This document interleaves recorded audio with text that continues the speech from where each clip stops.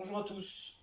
Comme vous le savez certainement déjà, en Mercatic, on va fonctionner avec un système de vidéo, c'est-à-dire que tous les mardis, je vais vous poster une vidéo comme celle-ci, dans laquelle je vais vous présenter en fait le chapitre qu'on aurait dû étudier en fait en classe. Donc aujourd'hui, petite vidéo sur l'avant-dernier thème de Mercatic, qui concerne la Mercatic durable. Alors, c'est un chapitre qui est très court et qui fait en plus appel à des notions que vous avez déjà vues certainement en management, donc ça fera l'office de rappel. Déjà, on va partir sur la définition du développement durable, parce qu'on va étudier donc la mercatique durable. Donc, qu'est-ce que c'est le développement durable? En fait, le développement durable, c'est la rencontre de trois éléments, de trois engagements, trois dimensions, parmi lesquels on retrouve une dimension économique, une dimension sociale et une dimension environnementale. Autrement dit, les entreprises qui décident de faire du développement durable et de la mercatique durable, s'il y a lieu, ça va être des entreprises qui vont s'engager dans ces trois domaines, donc économique, social et environnemental.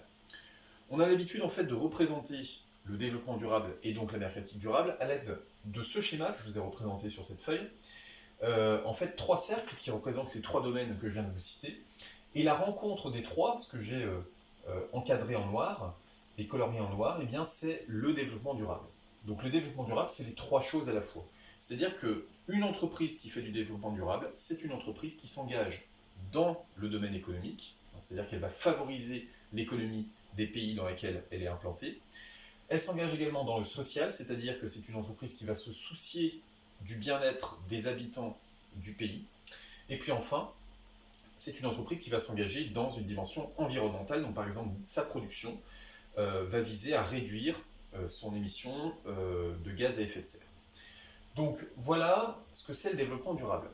Petite parenthèse sur ce schéma, on peut aussi parler d'autres éléments, par exemple, quand une entreprise s'engage à la fois dans l'économique et du social, ça va être ce qu'on appelle du commerce équitable. Vous savez, ça c'est les entreprises qui vont acheter des produits, en tout cas des matières premières, dans des pays assez pauvres, par exemple des pays africains, et la plupart des entreprises l'achètent pour des sommes qui sont très faibles.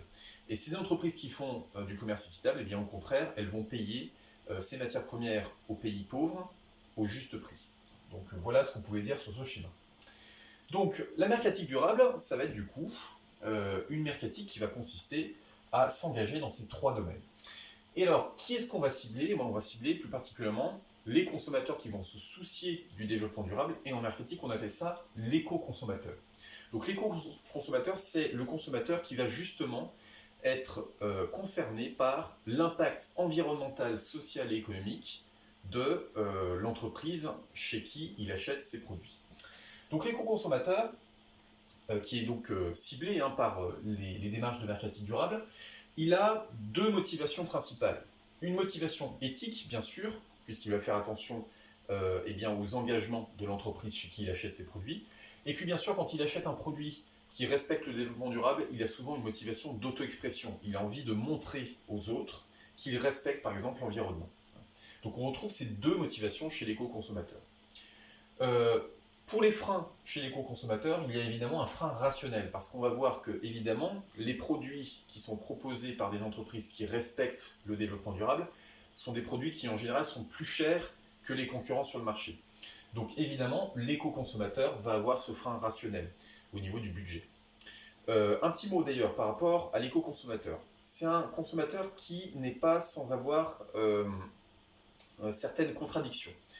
Par exemple, on sait que l'éco-consommateur, il a des motivations éthiques, ça veut dire que c'est un consommateur qui cherche avant tout à réduire son impact environnemental, par exemple, quand il consomme et quand il achète ses produits. Mais, du coup, il va avoir une attitude positive. Et pour autant, ça ne veut pas forcément dire qu'il va consommer le produit parce qu'il n'aura pas forcément le budget pour acheter ces produits qui respectent l'environnement. Donc parfois, en fait, les éco-consommateurs, certes, ils ont l'intention, ils ont l'attitude positive pour pouvoir acheter ces produits, mais pour autant, ça ne veut pas forcément dire qu'ils vont forcément acheter ces produits parce qu'ils ont ce frein rationnel, ce budget qui ne leur permettra peut-être pas d'acheter ces produits. Un dernier point sur le marchéage durable. Donc, quand une entreprise décide de faire du marketing durable, il va forcément falloir qu'elle applique un marchéage durable, c'est-à-dire les 4 P qu'on avait vus donc, en classe. Donc, les 4 P vont être appliqué par donc l'entreprise et pour être conforme donc au développement durable. Donc forcément, on va retrouver un produit qui va être respectueux de l'environnement, c'est-à-dire que les entreprises qui font du marketing durable, elles vont chercher avant tout à proposer par exemple du packaging qui va être respectueux de l'environnement, du packaging recyclable par exemple. Le prix, on en a parlé juste à l'instant, le prix des produits des entreprises qui font de la marketing durable, c'est des prix qui sont en général très élevés, beaucoup plus élevés que les concurrents. Pensez par exemple à une entreprise qui fabrique des produits bio. Ces produits bio seront beaucoup plus chers que les produits normaux, entre guillemets. Donc ça va être des prix plus élevés. Au niveau de la distribution des entreprises qui font de la marketing durable, c'est souvent de la distribution sélective. C'est-à-dire que, contrairement aux autres entreprises qui vont faire de la distribution intensive, c'est-à-dire peu importe les distributeurs, on envoie le produit dans le maximum de distributeurs possible, là, en général, ces entreprises-là, elles vont choisir leurs distributeurs en fonction de leur positionnement. Donc elles vont prendre uniquement les distributeurs qui sont justement respectueux de l'environnement, respectueux du développement durable. Donc elles vont choisir des distributeurs en conséquence.